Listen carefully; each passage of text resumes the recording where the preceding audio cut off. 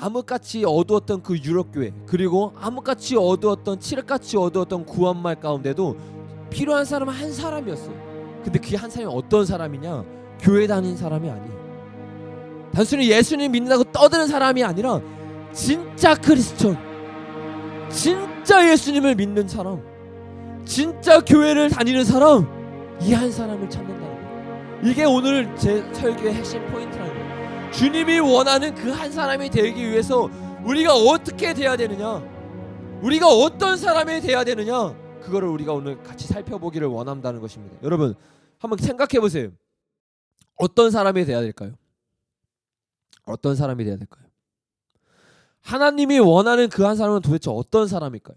우리가 한번 같이 살펴보기를 원합니다. 사도행전 한번 가볼까요? 사도행전 8장 한번 보겠습니다. 우리가 초대교회를 보면 정말 초대교회는 모든 사람들이 하나님 앞에 깨어있는 사람들, 그리고 진짜 크리스천이라는 걸 우리가 알 수 있어요. 그런데 뭐 바울이나 베드로 이런 수제자들을 우리가 보면 너무 엄청난 사람 같잖아요. 사도들이고 뭐 선지자들이고 목사들이고 장로들이고 이런 사람들을 봤을 때 우리가 너무 갭이 많이 느껴진다고 생각해요. 그래서 오늘 우리가 진짜 크리스천 중에서 집사를 한번 살펴보기를 원해요. 우리와 똑같은 성도였는데 초대교회의 지도자가 아니었어요. 초대교회의 성도였어요. 근데 이 성도가 어떠한 삶을 살았는지 우리가 보면 우리와 이들의 삶의 뭔가를 우리가 발견할 수 있다는 거예요. 여기 보면 빌립 집사가 나옵니다. 사도행전 8장 26절부터 보면, 근데 빌립 집사가 하나님 앞에 순종해서 나아가는데 우리가 이것을 차근차근 읽어다 보면 굉장히 충격적인 것을 많이 발견하게 될 것이에요. 우리 한번 같이 한번 읽어볼게요. 26절부터. 주의 사자가 빌립에게 말하여 이르되 일어나서 남쪽으로 향하여 예루살렘으로 가사로 내려가는 길까지 가라 하니 그 길은 강야라. 여러분 여기서부터 우린 충격을 받아야 돼요. 왜 충격을 받아야 돼요? 이 사람의 삶의 시작, 삶의 시간의 시작, 움직임의 시작이 어디입니까? 자신의 머리가 아니에요. 자신의 계획이 아니에요. 자신이 생각했을 때 보기 좋은 곳으로 가는 게 아니라 뭐라고 합니까? 주의 사자가 빌립에게 말하여 이르되. 이 사람의 삶의 시작, 하루의 시작은 누구로부터 시작합니까? 하나님으로부터 시작하는 거예요. 주의 사자가 말하기까지 기다리는 거예요. 하나님, 내가 어디로 가야 합니까? 하나님, 내가 무엇을 해야 합니까? 이 질문이 빌립 가운데 있었던 거예요. 여러분, 오늘날 그리스도인은 여기서부터 충격을 받아야 되는 거예요. 내가 처음부터 잘못 끼었구나. 처음부터 시작을 잘못했구나. 우리는 어떻게 합니까? 내가 봤을 때 좋은 길을 가고 거기서 문제가 생겼을 때 주님께 물어보는 거예요. 여러분 이거 아닙니다. 우리는 백지 상태가 돼야 되는 거예요. 완전히 백지 상태에서부터 주님, 내가 무엇을 해야 됩니까?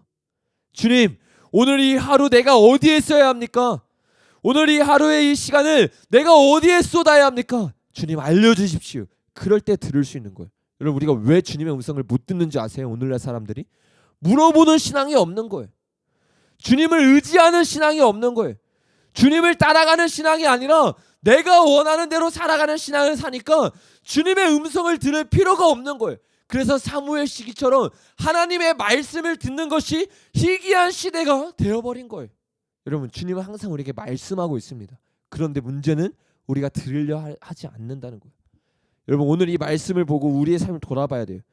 주의 사자가 빌립에게 말하여 이르되, 이 음성이 우리에게 들리고 있는가? 주님이 하시는 말씀이 내게 들리고 있는가? 순종을 하기 위한 마음이 있다고요? 근데 왜 들으려고 하지 않으세요? 왜 무릎 꿇음이 없습니까? 왜 하루를 시작하기 전에 주님 앞에 주님을 의지하는 마음이 없습니까? 무엇인가를 시작하기 전에 주님 앞에 무릎 꿇음이 오늘날 그리스도인 가운데 사라졌다는 거예요. 여러분 우리의 모든 계획은 내 머릿속에서 나오면 안 되는 거예요. 왜 오늘날 교회가 점점 죽어가는지 아십니까? 내 머릿속에서 생각한 프로그램을 따라가는 거예요. 교회에 내가 보기에, 세상이 보기에 좋은 프로그램을 대입하는 거예요. 그걸로 살릴 수 없습니다. 그걸로 사람은 모을 수 있어요. 그걸로 사람들을 주일날 의자에 앉혀놓을 수는 있어요. 그런데 그것으로 사람을 살릴 수가 없다는 거예요. 여러분 우리는 우리의 머리에서 나온 것으로 움직이면 안 됩니다. 우리는 하나님이 말씀한 것을 듣고 움직여야 되는 거예요. 무릎 꿇음이 있어야 되는 거예요. 모든 사역의 시작은 데이비드 윌커스 목사님이 말한 것처럼 기도로부터 시작해야 되는 거예요. 사역뿐만입니까? 아니, 우리의 모든 삶의 영역에서도 마찬가지라는 거예요. 주님을 의지하는 삶. 여러분, 데이비드 윌커스 목사님 여러분 잘 아실 거예요. 근데 윌커스 목사님이 어떻게 사역을 시작하게 됐습니까? 사역을 50대 중후반이 돼서 시작한 게 아니에요. 젊었을 때부터 시작했어요. 근데 그 삶 가운데 하나님을 진정으로 따르는 것이 아니라 그냥 자신이 원하는 그냥 목회를 했어요. 그러니까 20년 동안은 그냥 그저 그런 목회를 했어요. 주일날 설교하고 집에 와서 일상생활을 살아가고. 이런 삶을 살다가 어느 날 주님이 데이비드 윌커스 목사님에게 말하는 거예요. 너의 삶 가운데 미디어를 끊어라. 그런 주님의 말씀을 주셨다고 해요. 그래서 데이비드 윌커스 목사님이 그 말씀에 순종을 했어요. 그래서 2시간 동안 TV를 보던 시간에 TV를 보지 않고 골방에 들어갔습니다. 골방에 들어가서 주님과의 깊은 친밀감 가운데 그때부터 빠졌습니다. 그리고 그 가운데서 주님이 주셨던 마음이 뭐냐면, 내가 며칠 전에 잡지에서 보았던 10대 소년들, 갱에 잡혀있는 사람들에게 나아가라는 마음을 주셨어요. 그때부터 데이비드 윌커스 목사님의 사역이 시작되었던 거예요. 여러분, 윌커스 목사님의 진짜 사역은 언제 시작된 겁니까? 내가 20대 때 목회를 했을 때가 아닌 거예요. 하나님의 말씀에 순종하여 무릎을 꿇었을 때 그 가운데 하나님의 마음을 받기 시작했다는 거예요. 오늘날 우리 가운데 필요한 게 바로 이것입니다. 무릎을 꿇는 것, 내 머리로 얄팍한 지식으로 잔머리를 굴리는 게 아니라 하나님 앞에 무릎을 꿇음으로 내 인생을 드리는 것, 내가 할 수 있는 노력을 하면서 얄팍한 스펙을 쌓으려는 게 아니에요. 애초부터 항복이 있어야 되는 거예요. 빌립 집사처럼 아예 처음 시작부터 항복하고 들어가야 된다는 거예요. 이게 오늘날 주님이 찾는 사람이라는 거예요. 그냥 내가 내 힘으로 하다가 안 될 때 주님을 의지하는 사람이 아니라 처음 시작부터 내게 100개를 든 사람, 내 앞에 엎드린 사람, 이 사람을 주님이 찾고 있습니다. 여러분, 전도서에 보면 이런 말씀이 있습니다. 내가 다시 해 아래서 보니 빠른 경주자들이라고 선착하는 것이 아니며 용사들이라고 전쟁에서 승리하는 것이 아니며 지혜자들이라고 음식물을 얻는 것도 아니며 명철한 자들이라고 재물을 얻는 것도 아니며 지식인들이라고 은총을 입는 것도 아니니 이는 시기와 기회는 그들 모두에게 임함이라. 여러분, 뭐라고 말합니까? 지혜자라고 다 지혜가 있는 게 아니라는 거예요. 아무리 지혜가 있고 재물이 있어도 그 사람에게 은총이 있는 게 아니라는 거예요. 우리는 무엇을 의지합니까? 세상이 말하는 이 스펙을 의지하잖아요. 세상이 말하는 이 지혜를 의지하잖아요. 근데 성경은 우리에게 분명히 말합니다. 이런 것들이 너에게 은총을 주는 게 아니다. 이런 것들이 너에게 진짜 지식을 주고 진짜 부를 주고 진짜 승리를 주는 게 아니다. 이런 것을 의지하지 말라고 성경은 우리에게 말하고 있는 거예요. 그런데 우리는 이 말씀을 들었지만 계속 우리의 가치관은 세상을 따라가려고 흔들흔들 대고 있는 거예요. 여러분, 오늘 이 시간에 이 가치관을 분명히 하셔야 돼요. 아, 내가 헛것을 쫓으면 안 되겠구나. 나의 시간을 이 얄팍한 지식으로 내 스펙 쌓는 데 투자하면 안 되겠구나. 어디에 투자해야 되는가? 나의 이 시간을 똑같이 주어지는데, 시기와 시간은 똑같이 주어지는데 세상 사람들은 자기가 보기 좋은 것에 투자하고 있는 동안 나는 이 20대를 어디에 투자해야 되는가? 이것을 돌아봐야 되는 거예요.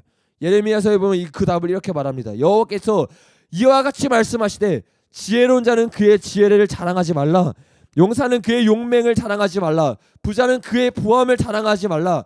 자랑하는 자는 이것으로 자랑할지니 곧 명철하여 나를 아는 것과 나 여호와는 사랑과 공의와 정의를 땅에 행하는 자인 줄을 깨달은 것이니라. 이런 뭐로 자랑하라고 말합니까? 지혜도 아니라는 거예요. 용맹도 아니라는 거예요. 부함도 아니라는 거예요. 자랑할 자는 이것으로 자랑할지니 곧 명철하여 나를 아는 것과 하나님을 아는 것에 올인하라는 거예요. 지금 너에게 가장 중요한 것은 너의 힘으로 할 수 없는 것, 너의 힘으로 능가해서 할 수 있는 것을 할 수 있으려면 얄팍한 지혜로 지혜를 구하지 마라. 얄팍한 부함으로 돈을 벌려고 하지 마라. 너의 얄팍한 용기로 용기 있게 보이려고 하지 마라. 지금 너가 투자해야 될 것은 바로 하나님을 아는 것이다. 하나님을 구하는 것이다. 여호와 하나님을 만나는 것, 그것이 너의 20대에 해야 되는 가장 중요한 것이다. 성경은 우리에게 전도서와 예레미야서를 통해서 우리에게 말씀하고 있는 것이, 여러분, 우리가 무엇을 결정해야겠습니까? 우리가 무엇을 선택해야 되겠습니까? 하나님을 선택해야 되는 거예요. 하나님을 구해야 되는 거예요. 여러분, 우리의 힘으로 우리가 어저께 북한 전시회를 했잖아요. 북한 전시회를 하고 이걸로 아무것도 못할 것 같습니까? 우리의 힘을 바라보면 안 되는 거예요. 주님을 바라보고 나아가야 돼요. 우리가 할 수 있는 데서 순종하면서 주님 앞에 나아갈 때 주님의 역사하심은 우리가 볼 수 있는 것입니다. 그래서 우리는 계속 그렇게 나아가야 돼요. 그렇게 나아갔던 사람이 누구입니까? 다윗이에요. 다윗이 이렇게 고백해요. 시편 18편 1절에서 2절에서 나의 힘이신 여호와여 내가 주를 사랑하나이다. 여호와는 나의 반석이시요 나의 요새시요 나를 건지시는 이시요 나의 하나님이시요 내가 그 안에 피할 나의 바위시요 나의 방패시요 나의 구원의 뿌리시요 나의 산성이시로다. 이게 다윗에게 하나님이었어요. 자신을 의지함이 하나도 없어요. 하나님만 의지합니다. 나의 힘이 누구라고요? 하나님이라는 거예요. 나를 건져내시는 이도 하나님이라는 거예요. 나의 요새고 나의 반석이신 게 하나님이라는 거예요. 내 지혜를 의지하지 않아요. 나의 어떠함을 의지하지 않아요. 내가 어렸을 때부터 왕이 됐던 것, 나의 경험, 내가 음악 잘하는 거, 그 어떤 것도 의지하지 않아요. 다윗의 고백은 오직 하나님만이 나의 산성입니다. 하나님만이 나의 반석입니다. 하나님만이 나의 요새이십니다. 나의 방패이십니다. 이게 다윗의 고백이었다는 거예요. 여러분, 다윗이 이런 고백은 노래에서뿐만 아니에요. 시편에서 단순히 노래하기 위해서 그냥 아름다운 가사를 만들기 위해서 이런 가사를 만든 게 아니에요. 다윗의 삶 속에 실제로 이 가사의 내용이 실제였습니다. 여러분 한번 볼까요? 다윗이 왕이 되고 나서 전쟁이 일어났어요. 제가 여러분에게 몇 번 말했듯이 전쟁이 일어났을 때 어떻게 합니까? 다윗이 사무엘하 2장, 사무엘하 5장, 사무엘상 30장에 보면 이렇게 말해요. 공통적인 거 제가 읽어드릴게요. 그 후에 다윗이 여호와께 여쭈어 아뢰되 자신을 의지하지 않는 거예요. 어떤 상황 가운데 어떠한 전쟁이 일어났을 때 그 전쟁을 바라보는 나의 경험을 의지하는 게 아니라 여호와께 여쭈어 아뢰되 하나님만 의지하는 거예요. 하나님만이 이 전쟁에 승리를 줄 수 있는 분이라는 거를 머리가 아니라 나의 영혼 깊숙이 알고 있는 거예요. 그래서 애초부터 내 힘으로 먼저 시작하려 하지 않는 거예요. 빌립 지사처럼 먼저 시작하지를 않습니다. 그냥 애초부터 주님 앞에 엎드리는 거예요. 주님 앞에 엎드리는 거예요. 다윗이 여호와께 여쭈아뢰되 내가 유다 한 성읍으로 올라가리이까 여호와께서 이르시되 올라가라. 다윗이 이르되 어디로 가리이까 이르시되 해븐으로 갈지라. 대충 물어보는 게 아니에요. 어떻게 물어봅니까? 주님, 내가 유다 성읍으로 올라가야 합니까? 여호와께서 올라가라. 그럼 우리 어떻게 해요? 그냥 끝나. 근데 다윗이 아뢰되 어디로 가리이까? 여러분, 우리에게 하나님이 실제라면 다윗처럼 이렇게 실제적으로 물어볼 거예요.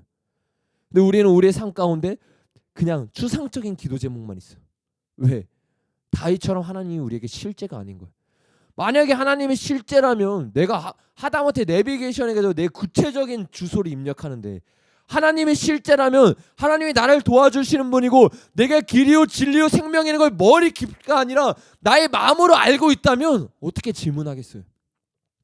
주님 도와주세요. 주님 이거 좀 도와주세요. 하고 내 힘으로 하겠어요? 아닌 거예요. 주님 앞에 물어보는 거예요. 다윗처럼. 다윗은 이렇게 한두 번 물어본 게 아니에요. 제가 시간 계산 다 읽지는 않겠습니다.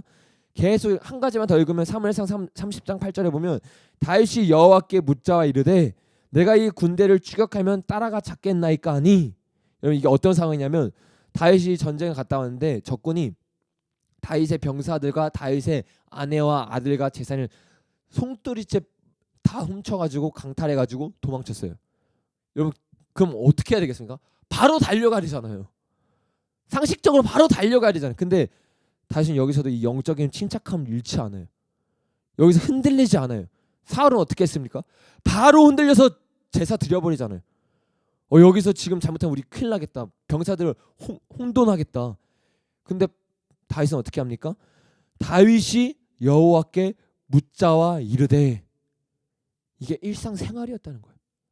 모든 상황 가운데 아무리 긴박한 상황 가운데서도 내 힘으로 내가 먼저 나아간 다음에 주님께 물어보는 게 아니라 잠깐 멈춘 다음에 하나님 어떻게 해야 됩니까? 내가 따라가야 합니까? 내가 멈춰야 합니까? 이게 바로 겸손한 사람의 모습이라는 거예요. 하나님 앞에 항복한 사람의 모습이라는 거예요. 이렇게 항복하니까 어떤 기적이 일어납니까? 사무엘하 8장 6절에 다윗이 어디로 가든지 여호와께서 이기게 하시니라. 기적이 일어나는 거예요. 하나님의 역사가 삶 가운데 나타나는 거예요. 왜? 내가 하는 게 아니라 하나님 앞에 무릎을 꿇으니까. 이 무릎 꿇음이 필요하다는 거예요. 우리의 삶 가운데. 왜 우리의 삶 가운데 역사가 없는가? 왜 우리의 삶 가운데 하나님의 실제적인 경험이 없는가? 무릎 꿇음이 없는 거예요. 주님, 내가 무엇을 해야 됩니까? 엽죽는 자세가 없는 거예요. 무릎이 이제는 너무 안 꿇어서 꿇는 법도 모르는 거예요. 여러분, 이제 여러분의 삶에서 무릎 꿇으십시오. 그리고 주님께 물어보세요. 주님께 물어보세요. 다윗은 이것을 한 전쟁을 통해서 알고, 두 전쟁을 통해서 알고, 세 전쟁을 통해서 알고, 나중에는 모든 삶을 통해서 깨달아서 완전히 이것이 나의 삶이 돼버린 거예요. 그래서 우리 시편 27장 한번 봐볼까요? 제가 좋아하는 말씀인데 다시 어떻게 고백하는지 한번 제가 읽어드릴게요. 여호와는 나의 빛이요 나의 구원이시니 내가 누구를 두려워하리요. 여호와는 내 생명의 능력이시니 내가 누구를 무서워하리요. 악인들이 내 살을 먹으려고 내게로 왔으나 나의 대적들 나의 원수들인 그들은 실족하여 넘어졌도다. 군대가 나를 대적하여 진칠지라도 내 마음이 두렵지 아니하며. 여러분, 여기 왜 두렵지 않겠어요? 왜 두렵지 않겠어요? 다윗은 안 거예요. 수많은 전쟁 동안 주님 앞에 무릎 꿇고 주님을 만나고 주님을 경험하고 순종함으로 주님의 역사하심을 맛본 거예요. 그러니까 이런 고백이 나오는 거예요.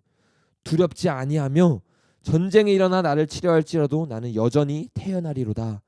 내가 여호와께 바라는 한 가지 일 그것을 구하리니 곧 내가 내 평생에 여호와의 집에 살면서 여호와의 아름다우심을 바라보며 그의 성전에서 사모하는 그것이라. 이게 키예요. 이게 키. 이게 신앙생활의 키인 거예요. 내가 지금 뭘 해야 되는지 다윗이 자신의 모든 삶을 통해서 경험해서 우리에게 엑기스를 전달해 주는 거예요. 너네 삶에 전쟁이 일어나는 것처럼 불안함이 있느냐? 너의 삶 가운데 마치 군대가 에워싼 것처럼 나를 에워싼 것 같으냐? 그때 내가 여러 가지를 시도해보고 경험하고 마지막에 결론을 내는 게 뭐냐? 하나님 얼굴을 구한다는 거예요. 하나님을 찾는다는 거예요. 그리고 하나님을 따라가는 것. 이게 다윗이 오늘날 자기가 경험했던 걸 우리에게 엑기스로 알려주고 있는 것입니다. 그럼 저와 여러분이 어떻게 해야 됩니까? 이 다윗의 삶으로 나아가야 되는 거예요. 여러분, 우리 다시 사도행전 8장으로 한번 넘어가 볼까요?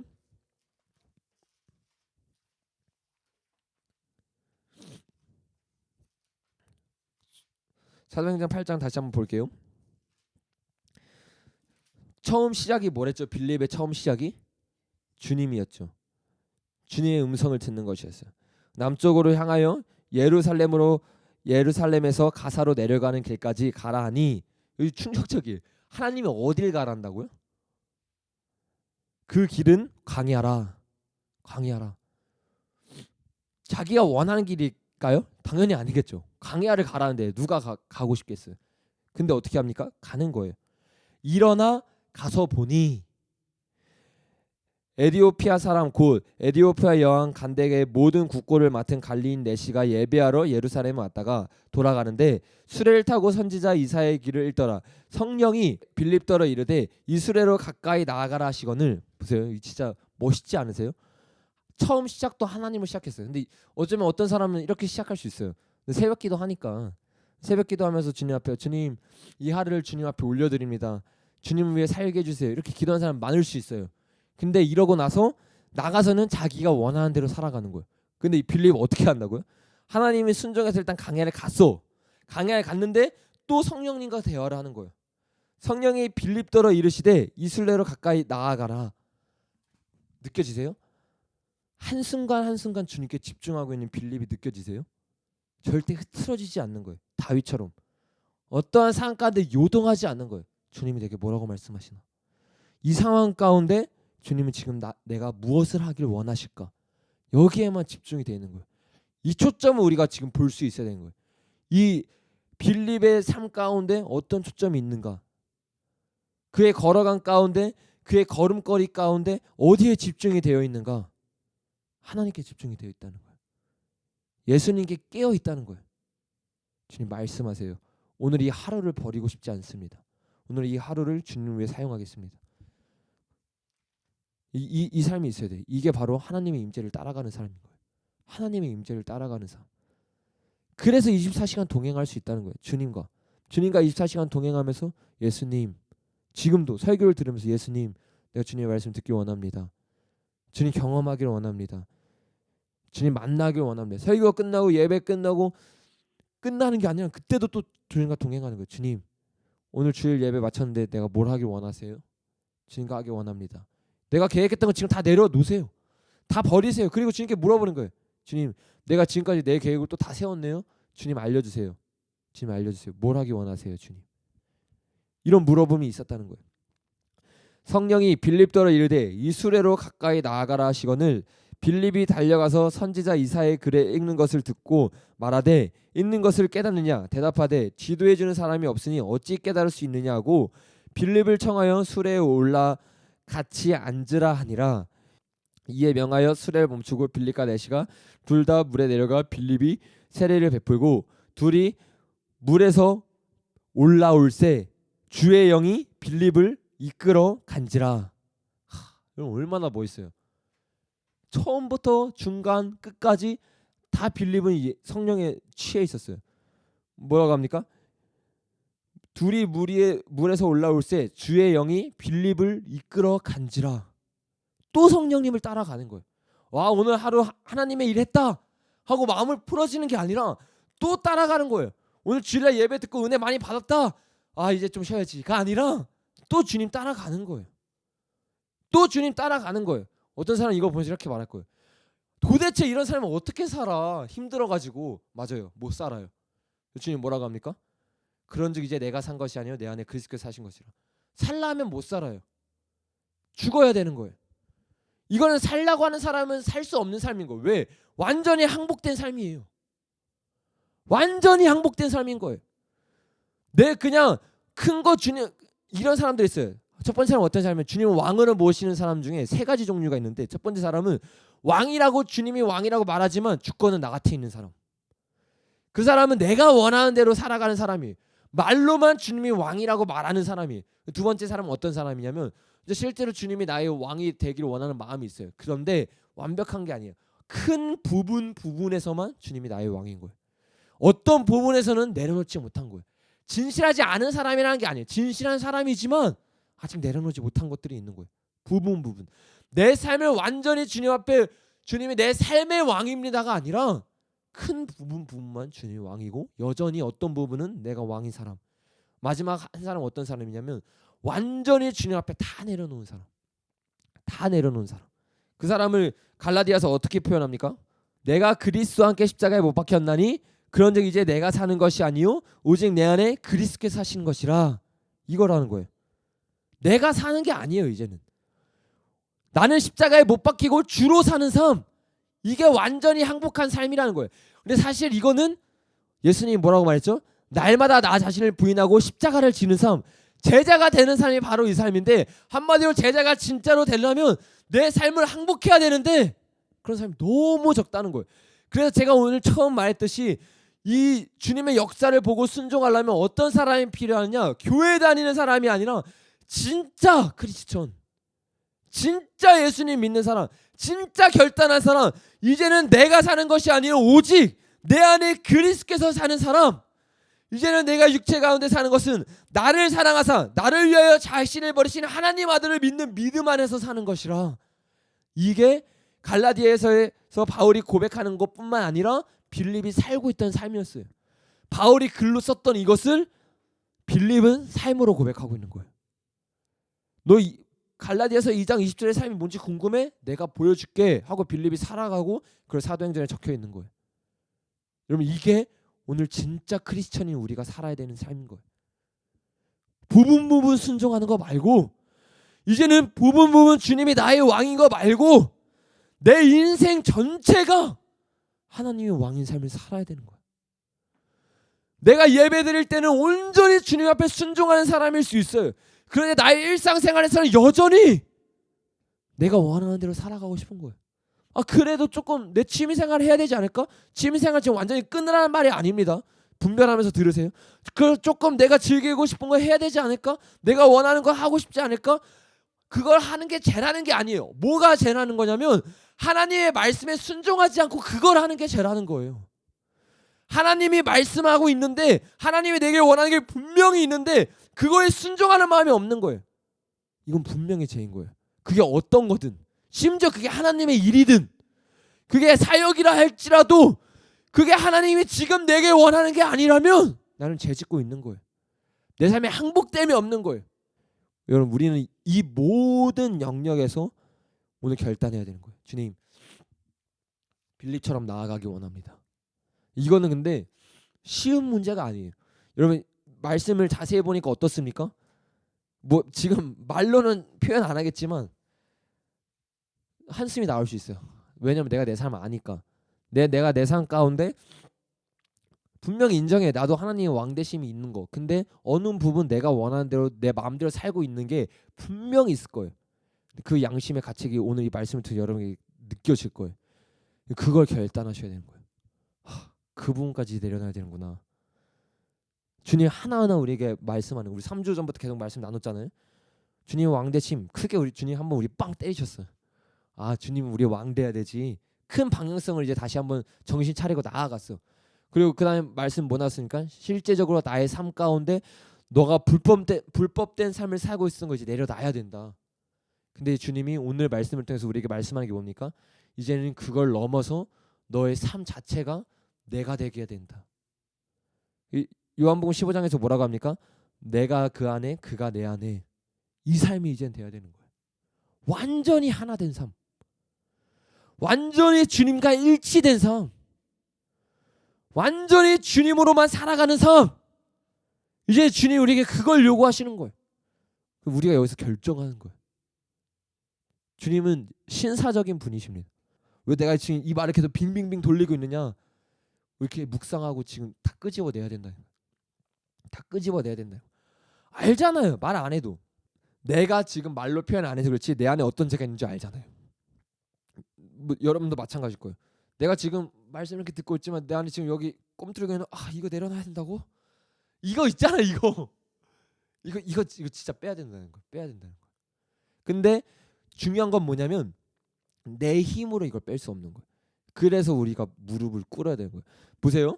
빌립이 처음부터 끝까지 주님을 의지했어요. 근데 이거는 단순히 전도에만 국한된 게 아니라 신앙생활 모든 영역에서 마찬가지인 거예요. 우리가 보세요. 내 안에 아직도 그 이기적인 그 죄 있잖아요. 이거 있는 거 알았어. 근데 이거 끊어야 되는 거 잘 몰랐어. 근데 누굴 통해서 한 거예요? 내가 지금 말해서? 아니, 성령님이 알려주셔서 우리가 지금 말씀을 통해서 깨닫게 된 거예요. 누가 시작한 거예요? 하나님이 시작한 거예요. 근데 이것도 어떻게 끝내야 돼? 우리가 보고 나서 이거 끊어야 되는데 끊어야 돼. 이것도 내가 하는 거예요. 빌립처럼 해야 된다고. 빌립 어떻게 했지? 처음도 주님, 중간도 주님, 끝도 주님. 주님 내가 봤어요. 주님 이거 해결해 주세요. 못 끊어 내가. 나는 본성 자체부터 이걸 좋아하는 사람이에요. 나는 본성 자체부터 이걸 즐기는 사람이에요. 내 육은 원래부터 이걸 그냥 이렇게 사는 걸 즐겨하고 좋아하는 사람이에요. 어떻게 끊어 내가? 못 끊어요. 주님 의지해야 되는, 성령님 의지해야 되는, 성령님 도와주세요. 주님 은혜를 부어주세요. 주님 내 안에 이거 끊고 싶은 마음조차도 없습니다. 주님과 하나 되고 싶다고 말했는데 사실 이 부분만큼은 내가 갖고 싶었어요. 나의 영역이 필요했어요. 나의 영역, 나만 있을 수 있는 영역, 주님도 들어올 수 없는 영역. 이 영역을 지금 주님이 우리에게 부수고 들어오려고 노크하시는 거예요. 부담스러울 수 있지만 이것이 깨지지 않으면, 이 영역이, 이 선이 깨지지 않으면 진짜 신앙생활로 나아갈 수 없기 때문에 주님이 노크하고 계신 거예요. 너의 영역이 깨져야 된다.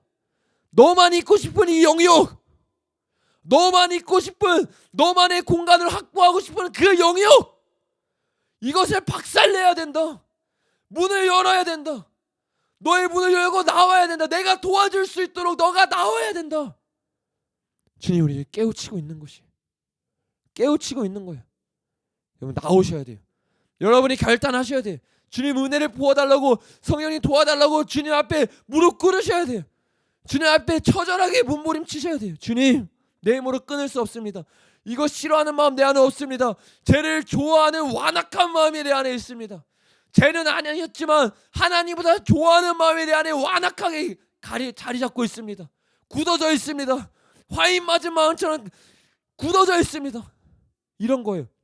내가 내 속에 봤는데 더러운 게 너무 많은 거예요. 더러운 게 너무 많은 거예요.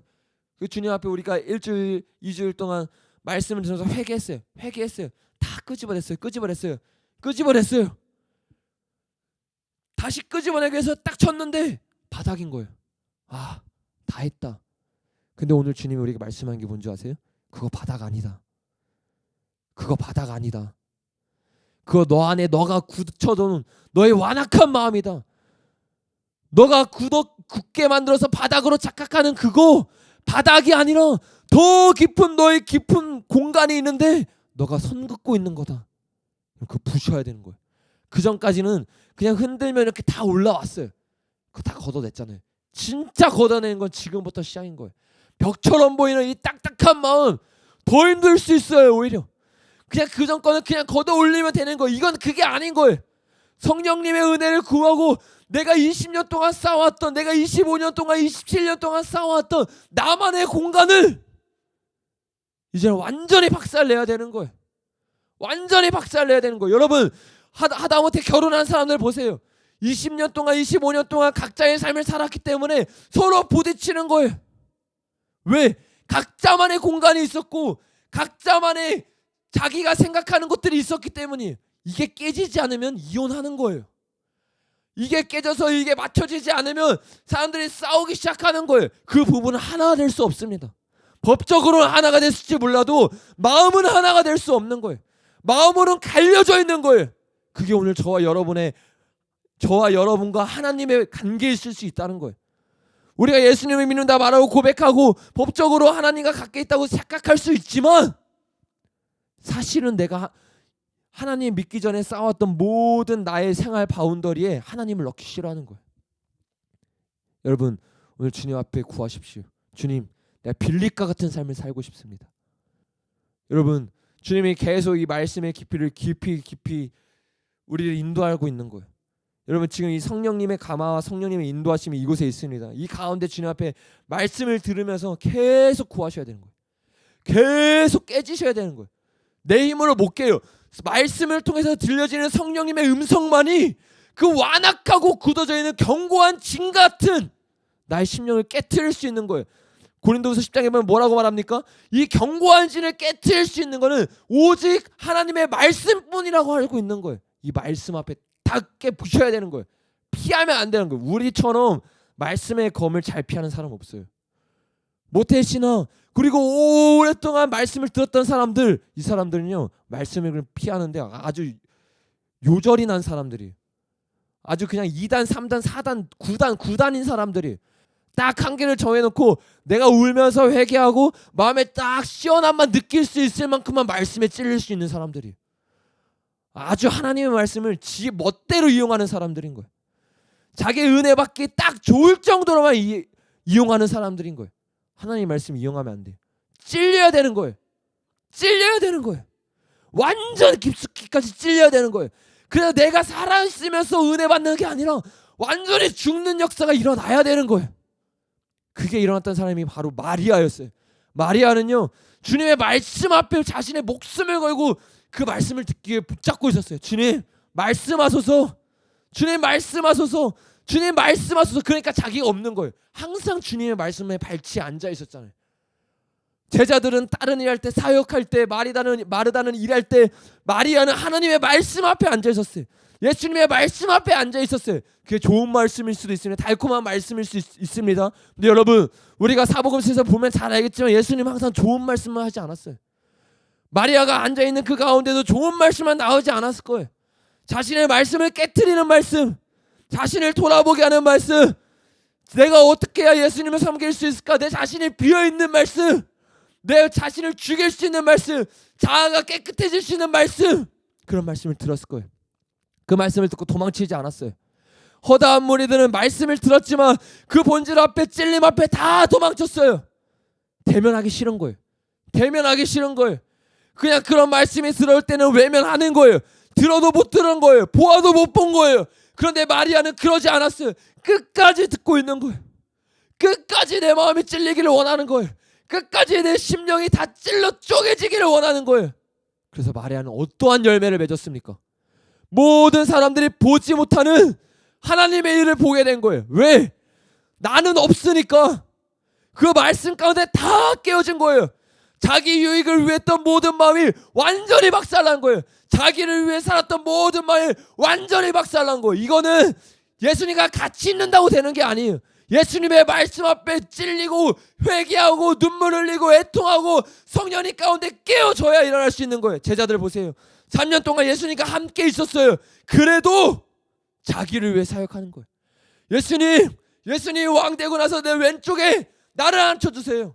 오른쪽에 나를 앉혀주세요. 말씀 가운데 제대로 찔린 게 아니에요. 예수님과 함께 있는 게 좋지만 여전히 나만의 공간이 있는 거예요. 여전히 나만의 꿈이 있는 거예요. 여전히 나만의 계획이 있는 거예요. 예수님과 있는 것도 좋고 나의 계획도 좋고 이 양다리 거친 삶 박살 나야 된다는 거예요. 결단해야 된다는 거예요. 세상과 하나님을 어찌 같이 섬기겠느냐? 빛과 어둠이 어찌 함께 하겠느냐? 그리스도와 벨리알이 어찌 함께 할 수 있겠느냐? 완전히 박살 나야 되는 것이, 이게 안 되면 다 속을 수 있어도 하나님은 속일 수 없습니다. 다 속일 수 있어도 하나님만은 못 속이는 거예요. 여러분, 삽비라를 생각해 보세요. 그는 하나님 앞에 돈을 드린다고 나왔어요. 그런데 자기가 원하는 돈은 빼놓는 거예요. 양다리를 거친 삶을 완전히 박살내야 되는 거예요. 겉으로 보기에 양다리 거친 삶 이거 다 여러분 버리셨잖아. 이거 말고 내 속 깊숙하게 있는 이 양다리 거친 삶을 이제 부셔버려야 된다는 거예요. 마리아와 같이 은혜를 구하십시오. 은혜를 구하세요. 여러분, 마리아는 그 말씀 앞에 자신의 온 몸을 던지고 온 삶을 드렸기 때문에 자신의 유익을 구하지 않았습니다. 그래서 예수님의 장례를 준비할 수 있었어요. 여러분, 이거는 엄청난 일인 거예요. 엄청난 일인 거예요.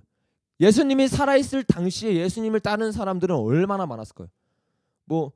못해도 10만 명은 됐을 거예요. 10,000명은 됐을 거예요. 그런데 그 중에 한 명인 거예요. 예수님의 장례를 준비한 사람, 예수님의 장례를 준비한 사람, 하나님의 아픔을 안 사람, 예수님의 슬픔을 안 사람, 예수님의 그 겟세마네 동산에서의 그 처절한 고통을 아는 사람, 그거를 이해한 사람, 그 눈물 가운데 제자들은 다 자고 있었지만 그 아픔을 이해하고 자신의 향유 옥합을 깨뜨려 예수님 앞에 쏟은 사람, 마리아 한 사람이었던 거예요. 자신이 없는 예수님과 나와 하나인 삶, 나는 가지라 너는 포도나무라, 너가 내 안에 내가 저 안에 거하지 아니하면 어떠한 열매도 맺을 수 없는 삶, 이게 바로 하나님이 오늘 찾고 있는 진짜 그리스도인 그 한 사람의 모습이라는 거예요. 오늘도 마찬가지. 주님은 그때와도 마찬가지로 마음 아파하고 계세요. 힘들어하고 계세요. 주님의 심장은 항상 타들어가고 있어요. 누가 이 주님의 심장을 알 것인가? 누가 이 주님의 심장을 구할 것인가? 아무도 구하지 않는 거예요. 왜? 내게 더 중요한 건 주님의 심장이 아닌 거예요. 나만의 공간이 더 중요한 거예요. 여러분, 이제는 진짜 주님을 위해 살아야 되고 주님의 이 심장을 아는 자, 그 한 사람이 나타나야 됩니다. 그 사람이 되기 위해 우리는 주님 앞에 이 공간을 내어드려야 되는 거예요. 내어드려야 되는 거예요. 그리고 나서부터 사역이 시작할 수 있는 거지, 그 전에 하는 모든 사역은 가짜입니다. 그 전에 있던 나의 모든 꿈들은 가짜 꿈입니다. 그 전에 내가 꿈꾸고 있었던 거는 주님을 위한다 말하지만 사실은 내 공간에서 내가 계획하고 내 공간에서 내가 꿈꿨던 그 꿈인 거예요. 여러분, 이거 다 박살내야 되는 거예요.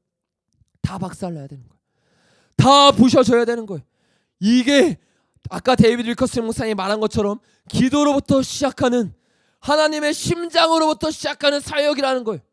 하나님의 심장으로부터 시작하는 하나님의 비전이라는 거예요. 이 꿈을 품은 자 도대체 어디에 있는가 하나님이 찾고 있는 거예요. 온 땅을 두루 감찰해서 그 한 사람을 찾고 있는데 없는 거예요. 없는 거예요. 여러분, 저 북한에 지금 죽어가는 동포들 여러분 아시죠? 저 누가 구원할 수 있는지 아세요? 저는 알아요. 정치인이 저거 못 구원합니다. 어떤 우파나 좌파가 저거 못 구해요. 왜 못 구하는 줄 아세요? 그들은 저 북한에 있는 영혼들을 진짜 위해서가 아니라 자신의 정치적인 야망을 위해서 이용하는 거예요. 당신의 정치적인 야망을 위해서 저 북한 동포들을 이용하는 거예요. 그런데 진짜 저 동포들의 목숨을 걸 사람들이 있어요. 그들이 누구냐? 교회 다니는 사람이 아니라 진짜 하나님 마음을 아는 진짜 크리스천. 이 사람들은 저 사람들 구원할 수 있는 거예요. 저 사람들 끄집어낼 수 있는 거예요. 왜? 하나님의 마음 아니까. 마리아가 알았던 것처럼 그 하나님의 마음을 아니까 목숨 걸 수 있는 거예요. 여러분, 주님 그 사람 찾고 있는 거예요.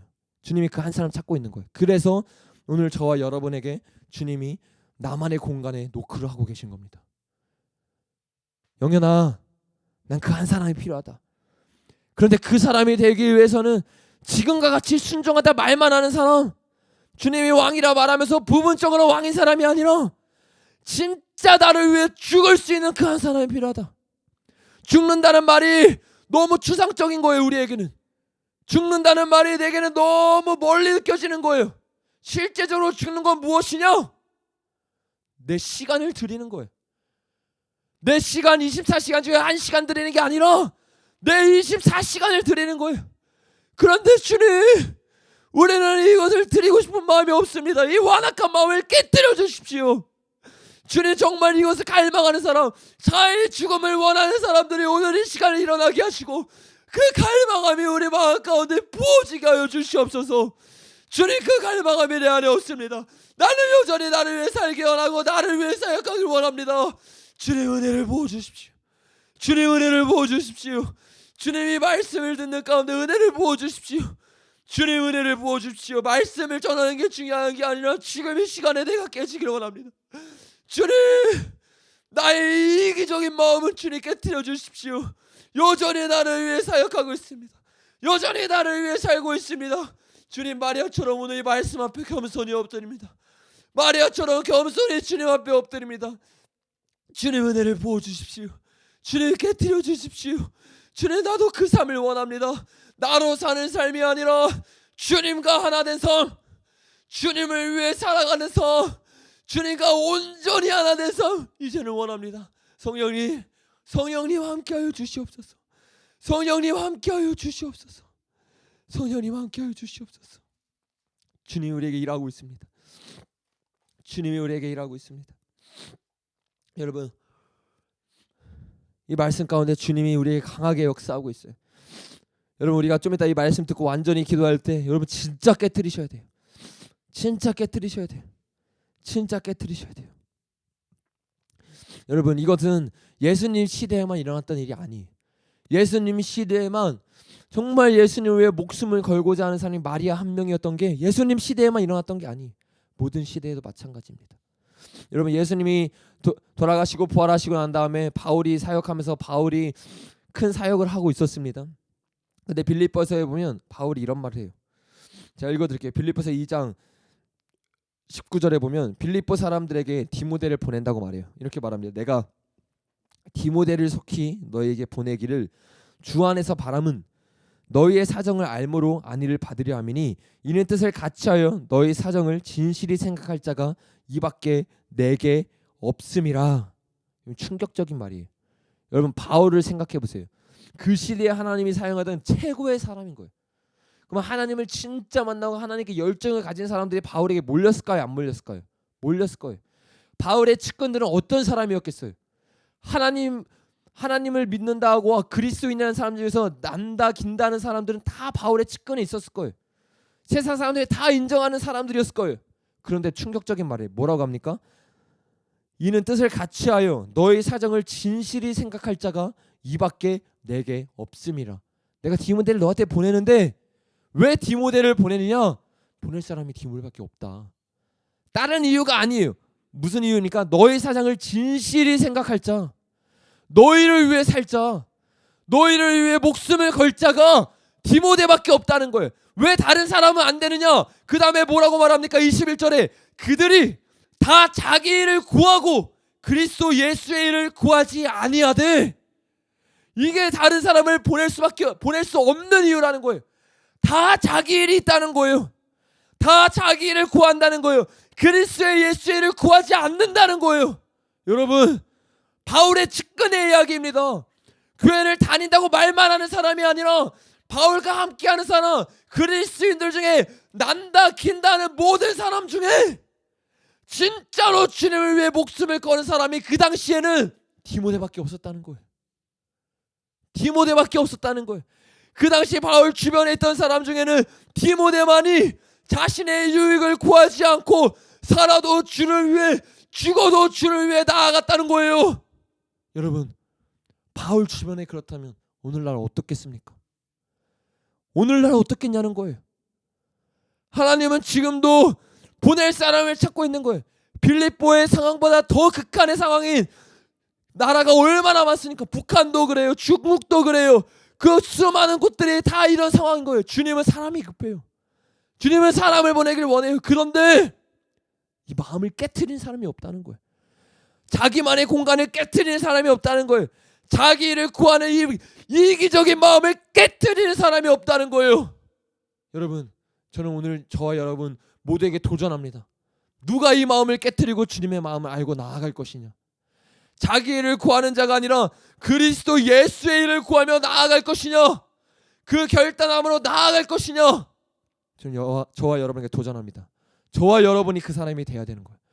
저와 여러분이 하나님의 이 말씀 앞에 순종하여 나아가서 성령의 은혜를 구해야 되는 거예요. 주님, 내가 그 자가 되길 원합니다.